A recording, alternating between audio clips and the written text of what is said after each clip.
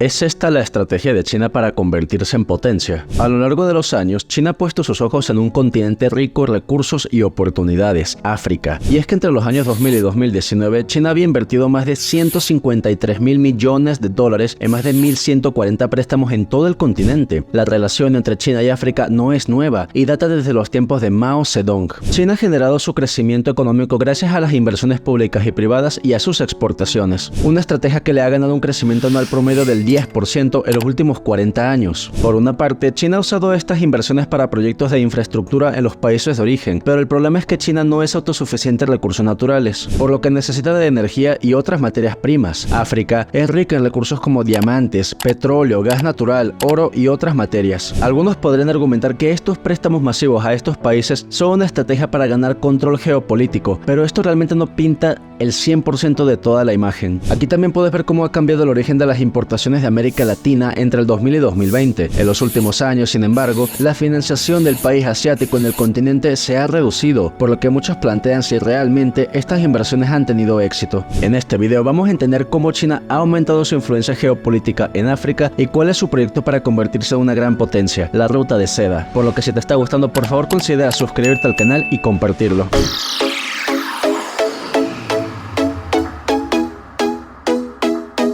Hola a todos y bienvenidos a Finanzas y Mejora Continua. Como comentamos al inicio del video, la relación entre China y África no es nada nueva. Desde el 2009, China es el primer socio comercial del continente africano y por lo tanto, se ha convertido en un actor clave y con gran influencia en él. Las razones detrás del interés chino en África son variadas, pero sin duda la accesibilidad a recursos naturales que básicamente potencian su crecimiento ha sido un factor muy importante. Y es que a pesar de seguir creciendo a un ritmo elevado, el crecimiento económico chino se ha enfriado en los últimos 17 años y las empresas han buscado estrategias para mantenerlo. Para que te des una idea de la importancia de África en el país asiático, se trata de la segunda región del mundo, detrás de Oriente Medio, de la que China importa petróleo. El origen del interés chino en África se encuentra en el año 2008, año en el que ocurrió el colapso inmobiliario. Verás, para ese entonces China tenía un montón de inversiones en Estados Unidos en renta fija, es decir, en bonos del gobierno. Esta es una de las inversiones más seguras que hay. Sin embargo, como puedes ver en esta gráfica, el rendimiento de los bonos a 10 años cayó de casi el 7% anual en el 2000 a menos del 2% en el 2012. La crisis del 2008, como sabes, ocasionó que millones de personas perdieran su empleo gracias a la burbuja inmobiliaria. En este contexto, China necesitaba nuevas ideas de inversión para mantener su tasa de crecimiento anual de 2 dígitos, y en este sentido surgió un megaproyecto, la nueva Ruta de Seda. ¿Qué es esto? La nueva Ruta de Seda es un megaproyecto de infraestructura adoptada por el gobierno chino en el año 2013. La Ruta de Seda no es algo nuevo, su origen data desde el siglo antes de Cristo. Se trata de un conjunto de rutas marítimas y terrestres que conectaba la China imperial con el resto del continente europeo y africano. El objetivo de esta nueva Ruta de Seda es básicamente potenciar esas conexiones de forma que China pueda ser cada vez más relevante en el esquema geopolítico. Este ambicioso proyecto busca revitalizar las antiguas rutas comerciales de la seda entre Asia, África y Europa y expandirse más allá mediante la construcción de una red de infraestructura y proyectos de inversión. Con la construcción de infraestructura crítica como carreteras, ferrocarriles y puertos, se espera no solo mejorar la conectividad y facilitar el comercio, sino también promover el desarrollo económico en regiones menos desarrolladas de China y en los países asociados. Básicamente, mediante este proyecto se incrementaría la influencia geopolítica de China y también su relevancia en continentes como Asia y África. Estas alianzas, a menudo cimentadas en acuerdos económicos y de infraestructura, también tienen el potencial de traducirse en un apoyo político en foros internacionales. Ahora, debes saber que cuando China realiza préstamos a países africanos, generalmente no vienen directamente del gobierno. Cómo funciona es que se propone un proyecto de infraestructura, como puentes, puertos o una autopista. Entonces, un banco de China financia a alguna empresa del país para que ejecute ese proyecto en África, y luego de ejecutado el proyecto, básicamente el gobierno africano se encarga de pagarle a China el préstamo con sus intereses. Esto tiene una gran ventaja para el gobierno chino, ya que el dinero del proyecto se reinvierte en las mismas empresas de su país, generando empleo y bienestar en sus trabajadores, e idealmente las empresas reciben el retorno a la inversión. Por supuesto, esto tiene sus retos. Las economías africanas siguen sufriendo de una falta de diversificación, por lo que dependen en gran medida de las fluctuaciones del mercado. La dependencia del sector primario y de las actividades extractivas provoca que, por un lado, el empleo de la mayoría de la población sea volátil, poco cualificado y tenga escaso valor añadido, y por otro, que buena parte de los ingresos nacionales apenas redunde en el empleo local. No obstante sus defectos, África tiene una gran ventaja, y es su crecimiento poblacional. La masa poblacional poblacional de trabajadores tiene una media de edad de 19 años y se estima que en los próximos años 10 millones de africanos se incorporen al mercado laboral. Se estima que para el 2040 la población llegue a más de 2.000 millones de habitantes, luego de estar en 1.360 millones en el 2020. Este crecimiento poblacional es una gran ventaja competitiva con respecto a otros países como Estados Unidos, Canadá, Japón, Alemania, Francia e Italia, ya que esos países están en envejecimiento poblacional. Esto quiere decir que la masa poblacional de la tercera edad es cada vez mayor que la masa poblacional joven, con lo cual se ocasionan muchos problemas, como por ejemplo riesgo al sistema de pensiones y menor poder adquisitivo para los jóvenes. China, como gran apostador en el continente, es el país mejor posicionado para sacar ventaja de esta situación. Por otra parte, la versión o la teoría de que China usa estos préstamos para controlar a los países destino no es enteramente cierta. China básicamente presta dinero y por supuesto tiene que ganar algo a cambio, pero es una relación ganar-ganar. La persona que presta gana dinero y la persona que recibe el préstamo también se beneficia. Este préstamo de dinero masivo de hecho fue similar a lo que hizo Estados Unidos con Europa después de la Segunda Guerra Mundial. Luego de la guerra, como recordarás, los países de Europa estaban devastados y sin dinero, por lo que se generó el llamado Plan Marshall para la reconstrucción de Europa. Y precisamente este plan fue diseñado para restaurar toda la infraestructura de todos esos países de Europa que estaban devastados por la guerra, en una región que era vista como crucial para la contención del comunismo y la promoción de la economía de libre mercado. Fue muy similar a lo que está haciendo China con África. El Plan Marshall se implementó a través de una serie de acuerdos financieros y económicos que canalizaron más de 12.000 millones de dólares, lo cual equivale hoy en día a más de 150.000 millones de dólares, en forma de donaciones y créditos a bajos intereses a los países de Europa entre 1948 y 1952. Y esta asistencia financiera se usó en una amplia gama de proyectos de infraestructura, incluyendo la reconstrucción de puentes, ferrocarriles y fábricas, el apoyo a la agricultura mediante la provisión de alimentos, fertilizantes y maquinaria, y el estímulo de la actividad económica a través de la inyección de capital en las industrias europeas. Lo cierto es que el gigante asiático, además de beneficiarse obviamente por estos préstamos, también está contribuyendo a la diversificación de la economía de África, puesto que sus inversiones, además de la explotación mineral, alcanzan también, como lo hizo el Plan Marshall, las industrias, la construcción y el sector de servicios. Por un lado, los puertos, aeropuertos, carreteras, puentes, hospitales o colegios construidos por empresas chinas posibilitan aminorar el gran déficit de infraestructuras del continente africano, una gran ventaja para su desarrollo e integración. En este mapa, de hecho, puedes ver cuáles fueron los principales sectores de los préstamos chinos entre el 2000 y 2017 en cada país del continente. Por otra parte, según un estudio de McKinsey, consultora estadounidense, se estima que entre el 80 y 90% de la mano de obra contratada por empresas chinas en África es del mismo continente, mientras que el porcentaje baja a medida que se sube de jerarquía. Aunque claro, esto es lógico porque las empresas son chinas, por lo que tienen el interés de que sus directivos sean de sus países de origen.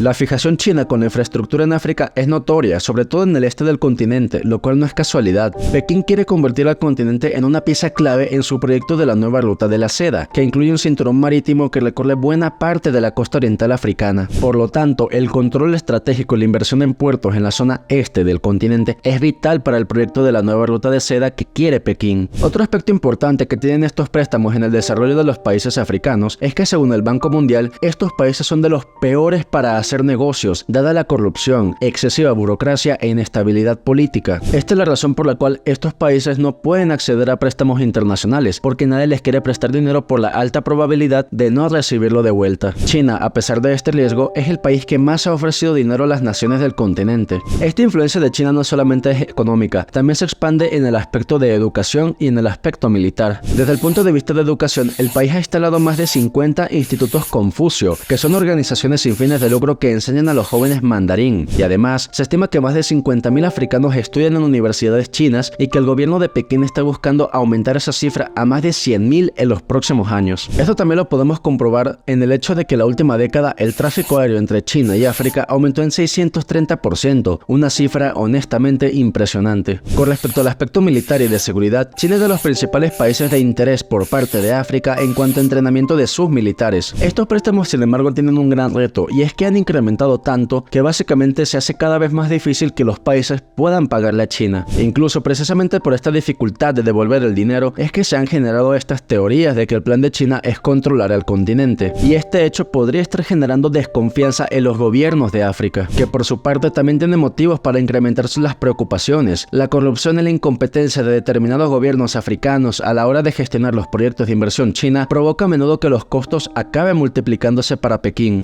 Y otro factor que acentúa esta desconfianza es que si los países no pueden pagar la deuda, entonces China se hace del control de proyectos de infraestructura. Esto de hecho pasó con un proyecto para construir un puerto en Sri Lanka. Estratégicamente ubicado a escasas millas de la principal ruta marítima entre Asia y Europa, el puerto, construido en el 2010 con un préstamo de $1.250 millones, incrementaría los ingresos por el comercio en la región. No obstante, el proyecto ha sido un fracaso porque no genera tanto dinero para pagar los intereses del préstamo, por lo que el país tuvo que firmar un acuerdo con China en el que le cedía el control del puerto por 99 años, a cambio de $1.100 millones. Esta dificultad ya ha hecho que las inversiones chinas en el continente dejen de aumentar, y aquí puedes ver que desde el 2017 se han ido reduciendo. Además, algunos países de África han reevaluado su relación con China, suspendiendo e incluso cancelando los proyectos de inversión. En julio del 2020, la Corte Suprema de Kenia ordenó la cancelación de un contrato de $3.200 millones por considerar que el proyecto era ilegal, y por otra parte, desde ese año las relaciones se empezaron a ver afectadas luego de que varios países protestaran por el trato de China hacia sus ciudadanos durante la pandemia. Todo esto podría poner en riesgo el éxito del proyecto de la ruta de seda. Todo esto me lleva a preguntarte, ¿tú crees que China pueda ser capaz de superar estas dificultades y tener éxito en su proyecto? Házmelo saber en la caja de comentarios, y por otra parte, si llegaste hasta el final, te agradezco mucho por tu tiempo y te pido que consideres suscribirte al canal de Finanzas y Mejora Continua. Sin más, nos vemos en otro episodio y cuídate mucho.